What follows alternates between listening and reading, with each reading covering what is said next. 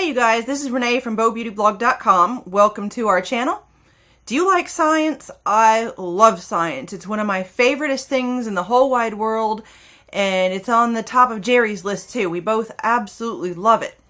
And to give you a little bit of background about what I'm about to discuss with you, when I first started getting serious about skincare, I heard about exfoliation. Well, I have really oily skin, and I used to have problems with acne, so I figured, oh my gosh, well, I just need to exfoliate all the skin off, and then all the garbage will just go away. But my skin kept getting worse and worse and worse and worse, and it just looked like shit. And I was like, what the hell is going on? I'm exfoliating constantly. But as it turns out, over exfoliating is just bad. It's really, really, really bad. Ideally, your skin exfoliates yourself. So if it needs a little bit of help every now and then, start with something really gentle. Well, when the enzyme powders first started coming around, they were really big in Korea and in Asian skincare. And when they first made their way to the US, I was so excited. And I first tried the Amore Pacific, the enzyme powder, which is absolutely awesome. It's my favorite. And I'm not going to lie, it's because it smells really, really good. And I've since tried a whole bunch of others because like all sorts of brands have them now. And they're absolutely fantastic. Some of my favorites are the Amore Pacific, like I said, but I can't find it anywhere, which makes me really, really sad. And another one is the Tatcha Indigo Soothing Rice Enzyme Powder, which is really great. And I can't see what I'm doing because the thing's flipped the wrong way. And anyway, this is awesome because when I started using Retin-A, my skin became hypersensitive. And so this is great if you have like any sort of skin problems like eczema or any kind of sensitivities. And also I really, really like the Peter Thomas Roth powder, which is the Camu Camu Power C. And it's a little bit more grainy or more gritty than the Tatcha, and it smells like oranges. So if you're really, really sensitive, this might not be right for you, but it's still not overly harsh or anything like that. Another one I really like, which is also great for sensitive skin, is the Boscia Tsubaki Oil Infused Powder. It's really, really gentle. It doesn't have any grit in it, but it is infused with Tsubaki oil, which is like a camellia oil, so it's very soothing, and it doesn't strip your skin or anything like that. And you can also mix your facial oil with this instead of water and use it to exfoliate your face. And so anyway, if you're like me and you like science, you like to look at the ingredients of skincare. I want to know what's going on in my face. Well, one of the main ingredients in a lot of these, there's always some sort of enzyme. Like the Tatcha Indigo has rice enzyme in it, and the PTR has, well, I guess the ingredients are on the box, but it's also got enzymes in it, like usually fruit enzymes, like bromelain, which is pineapple enzyme. It helps with digestion. You know, there's all sorts of enzymes.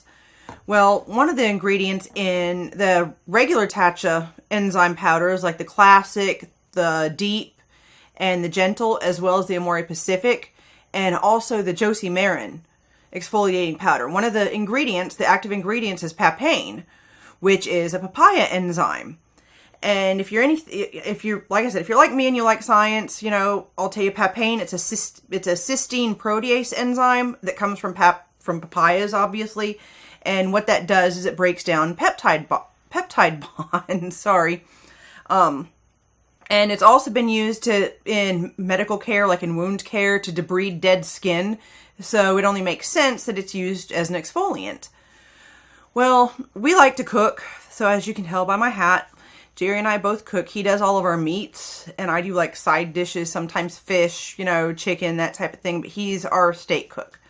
And nobody cooks a steak as good as Jerry. When I first moved down here, by the way, I hated steak. It was nasty. Like my mom's idea of cooking a steak was taking it out of the package from the grocery store and shoving it in the oven. I'm like, ew. And I would like chew up my meat, and then I'd be forced to sit there at the table until I was finished eating. And I'd chew it up and like spit it back out just because it was nasty. So when Jerry first made me a steak, I'm like, oh my God, that's like really good. Well, so Jerry's one of his things that he likes to do is if he finds a steak somewhere that he likes to try to duplicate it. Well, so he was telling me how he needed some papain. I'm like, papain? What the fuck do you need papain for? And we were out shopping, so he wanted to go to the grocery store. I'm like, no, we just left Sephora. If you want papain, we got to turn around and go back. And he's like, no, it's meat tenderizer. I'm like, oh, meat tenderizer is papain? I'm like, well, holy shit, I'll be damned. Oh my God. Well, I guess it makes sense because like it breaks down the peptide bonds in skin and helps exfoliate, get rid of dead skin cells and helps debride wounds. Well, it only makes sense that it will break down bonds and fibers and tough fibers in meat. So sure enough, we go to the grocery store. We went to Kroger and he got unseasoned meat tenderizer. This is about $2. So I was looking at the ingredients and salt, sugar, modified cornstarch, maltodextrin, and papain. So immediately, like a light bulb goes off in my head and wheels start turning. I'm like, well, salt and sugars are often used in skin scrubs, aren't they? Yes. And cornstarch, that's a powder that's used in a lot of enzyme powders, face powders, all sorts of stuff. And maltodextrin, whatever, you know, preservative, whatever. I think the cornstarch is anti-clumping. Ah, okay. He thinks cornstarch is an anti-clumping, which absolutely makes sense. And the papain. So, I'm thinking, you know, enzyme powders go for anywhere from $30 to like $75, $80 versus $2. So is it gonna work? Now, I'm gonna do this disclaimer right now because I don't know what's gonna happen with this. I don't know if this is gonna end well or if it's gonna be this genius discovery. So I am not telling you to put meat tenderizer on your face. I cannot take responsibility for what you decide to do. Just because I decide to do something stupid doesn't mean you should. Now remember that. Now, I'm going to try this. Okay, here goes. Here goes nothing. So if my face, like, starts to fall off or melt, like on Raiders of the Lost Ark or something. I'll throw it on the grill. Okay, well, he can eat my face. So, cannibalism at its finest. I'm sure it'll be well seasoned with this because it does contain salt and sugar. So, it'll be tasty. So I am going to do just like I do with any of these other powders. I'm going to wet my face a little bit. And I'm going to try not to get this in my eyes because it does have salt in it. And getting salt in your eyes really kind of burns. So that probably would not be a good idea. So. Alrighty then. Here goes nothing. I have not done this before. So like I said, if my face melts off, just, you know, I don't know. If you're into that kind of stuff, just keep watching. If not, you know, here's your disclaimer right now. Here's your warning. Okay, it's got like a salt shaker. So that's actually more convenient than some of these enzyme powders, you know. So maybe the enzyme people that make the skincare products could take a lesson from the Kroger meat tenderizer people. So I'm going to shake some on.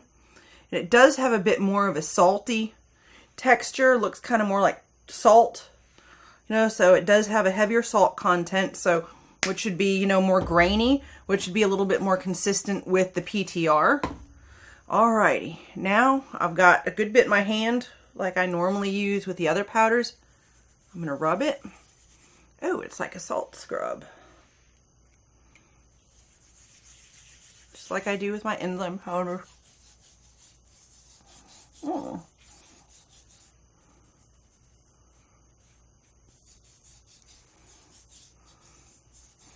Now, normally I keep rubbing for a little while, but I'm not going to do that with this because, like I said, it is kind of grainy.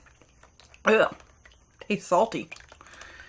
And my skin is sensitive, so I don't want to overdo the exfoliation. So I'm going to go ahead and take it off sooner and not rub as much. But, it is leaving my skin pretty soft. The good thing about enzyme powders is often I don't even feel the need to use a toner. So that's really good. And let's rinse all this off and see what my skin feels like. So far, nothing's falling off. Don't have any slippage, as was common when I was a coroner. So I prefer for myself to not have any slippage while I'm still alive. Oh, not bad. My skin is actually pretty soft. Oh, that's really not bad for $2. It's not bad at all. Now the disadvantage though is that in the other products, they're like the Boscia Tsubaki oil infused. The Amore Pacific contains various, Asian botanicals. The PTR powder contains vitamin C. So in a pinch, if I were to run out of this stuff, out of any of my other powders, this would work. And you could even add oils to this, I guess, just like you do with like Boscia says you can do with their Tsubaki oil powder, is to mix it with oil, with your facial oil. So that may work. But again, I'm not telling you to do this. Just because I did it doesn't mean you necessarily should. But I have discovered, as far as my own personal use, that it did have the same effect as the other stuff. So you could spend, $65, $70 on an enzyme exfoliating powder from Sephora, or you could go to Kroger, to the seasoning aisle, and buy a $2 container of meat tenderizer. It's not FDA approved for use on your skin. Yes, it's not FDA approved for use on your skin. Repeat, not FDA approved, but it is $2. So don't forget to give us a thumbs up, subscribe to our channel. We love you guys very, very, very much, and we'll see you on the next video.